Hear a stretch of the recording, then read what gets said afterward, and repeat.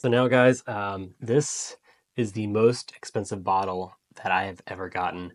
And did I make a mistake? Let's find out.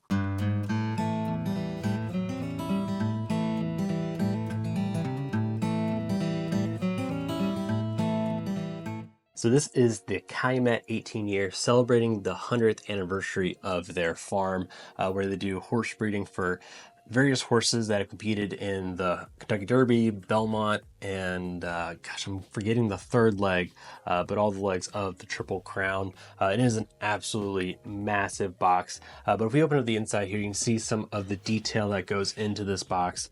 This is probably one of the better box presentations that I have seen. If you care about that, I think it can be hit or miss for me. To me, it's really more about what you're drinking on the inside. But it has a nice little red, I don't know what you call it. It's not felt, but red cardboard on the outside with this gold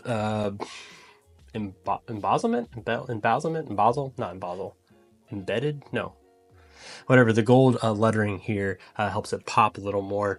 But when you get to the bottle itself, this looks like a bottle that you definitely keep as a decanter whenever you finish drinking it here. This is really nice with these grooves in here. It makes it feel like it's a bottle from the Gatsby era. You could definitely convince me that this is a bottle that was from that movie. Like, one of the things to show you the detail in this bottle is this is not paper that is wrapped around the glass here. It looks like it's some type of metal. I can't tell if it's gold. I don't think it's gold, but it definitely feels like some type of metal that they engraved here with all the different etching. They actually have all the horses here from the different ones that have won the different races. But for some of the specs on this bottle, it is coming in at 118 proof. It is non-chill filtered, which, thank God for this type of bottle that they're doing that. That is props to them.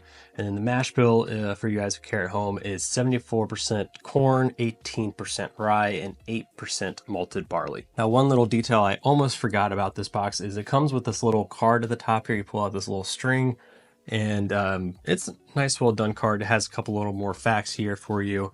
And then it also has a little section where you can write down your notes on the bottle. This is not something I don't think I'll ever do, but I guess maybe if you're drinking with someone, you guys want to reminisce on how it tasted and whatnot. You can add that. Like, some of the stuff here is like talking about glassware. Is it warm, mild, cool, or chilled? So there's a couple things on here that I'm not sure that I would really write about. But one of the things I do like about it is that they are getting people to give notes when you first open it, and then once it's sat in the bottle a little bit. Like the second one here, you write about how long it's been open and kind of how much it's been drained. And that's a good exercise I think people should do in general, just to see how much the whiskey evolves as it sits in the in the bottle there. Now, I don't normally buy $500 bottles of whiskey. It's just not something I do because most whiskey just is not worth that price. There's many other things in life that you can be spending that kind of money on, but this has been getting a ton of hype lately, and I bit into the FOMO. So let's go ahead and see, did I fall for it, or does it actually live up to all the hype that it's getting? Wow. All right. Right off the aroma there, it is hitting the sweet spot. There's a nice, rich, deep cherry note there. I was a little worried this would be a straight oak bomb, given the age on it and the proof on it. Typically, you have to add a little bit of water to these type of ultra aged bottles to kind of mellow out that wood. But the fruit note is the most prominent note on this, and it reminds me a lot of George T. Stagg. I don't want to throw out crazy FOMO bottles comparing it to it, but there is a lot of very similar notes on the aroma there to the Stagg. Wow. Yeah, the fruit note is definitely more prominent on this than the Stagg. The Stagg definitely has more oak onto the fruit side of it, but I am really digging this pour. Now, this isn't reminding me of a cherry you'd pull straight off a tree, a very ripe cherry. This is reminding me more of like almost maybe like Luxardo cherries. The cherries have been sitting in that deep, rich syrup. That thick syrup cherry note is kind of more of what I'm getting in the lines of this. Yeah, that is really good. I think this would rival a lot of the good bottles that came out in the last couple years. Like, this needs to go in a blind with JD 14, Russell's 15, the George C. Staff from last year, WLW. Like, this is an absolute hitter bottle. Yeah, that is really good. So earlier I was talking about how the aroma is kind of on the back of the aroma here is like a secondary note, with that fruit being the most prominent. There definitely is oak there. You can tell this is a well-aged bourbon. It doesn't smell like anything that would be under 10 years old. Like, you can definitely tell this is an 18-year-old. I am very pleased with the aroma on this. I would give it an absolute S tier type whiskey, but let's go ahead and jump into the palate and see if it lives up to the aroma of it. Okay, the first couple things I noticed about this pour, that fruit note definitely transitions. A lot of that cherry there, that syrupness is right in the mid palate. And this to me drinks well over its proof. I would have guessed maybe somewhere in the mid 120s, if not high 120s. This to me is drinking a lot hotter than that 118. So on the front end of the palate there, I'm getting a little bit of like leather, like aged leather notes. It transitions into that nice sweetness I was talking about earlier, that cherry sweetness. And then the back end, I get a little bit of tobacco right there before it jumps into like the black pepper spicy finish. There's a strong note of tobacco there for me on that back end. Yeah, it's almost like overpowering how much that tobacco nit is there on that kind of mid to end palate. Almost a little bit of like a drying aspect. I don't know if that's the proof of the tobacco. I think it's kind of a mixture to that. So if you like tobacco notes, I think, again, this is going to be a bottle you love. The tobacco, medicinal cherry, to me are the most two prominent notes I'm getting on the pour here. But before I kill this glass, I actually might need to do a second pour of it. I want to compare this to the Calumet 16. That is still a bottle that people can get in the area. This is only 2 years younger and is the same distillate, just different ages. And the price on them is drastic. This is a $500 bottle, the Calumet 18. Whereas when the Calumet 16s, when those came out, I was able to get this for like $120. But they're still sitting around a couple stores for like that 150, 160 area. So I wanted to see, is this a bottle that you should go get instead for about maybe a third of the price? I'm not really good at math, at least half of the price.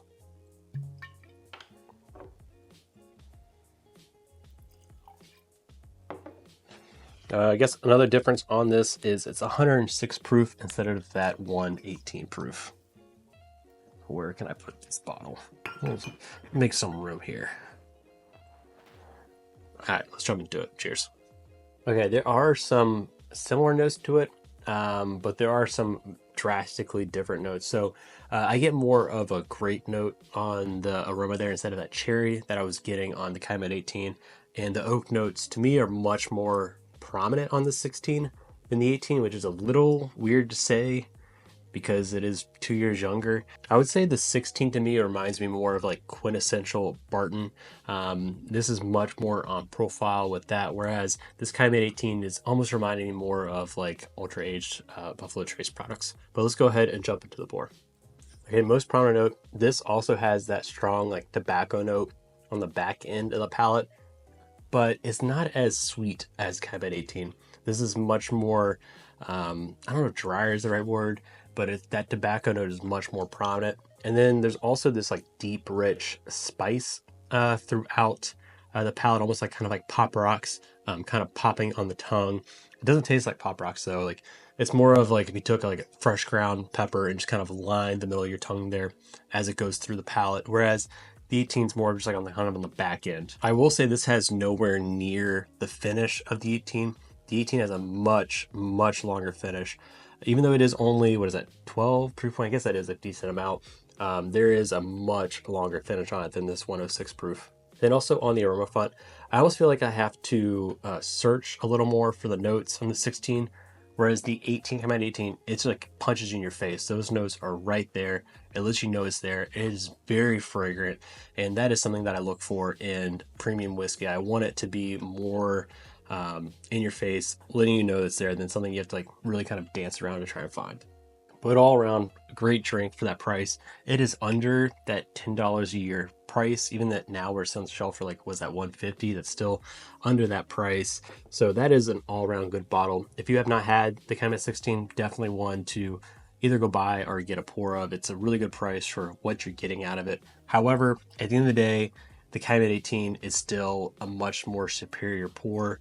The Calumet 18 to me is whiskey of the year type bottle, whereas Calumet 16 is never really in that category. It's a good pour, but it's not something that has a chance to me to be a top 10 whiskey of the year, whereas this Calumet 18 is going to be my end of year blinds, and I think it has a really good chance to try and crack into that top 5. So this is a bottle that you definitely should be trying to get a bar pour of if you can, because I think this is so far the best thing that has come out this year. To me, it beats the Jack Daniel's 14. I'm trying to think what else would even be in conversation of stuff that has come out this year.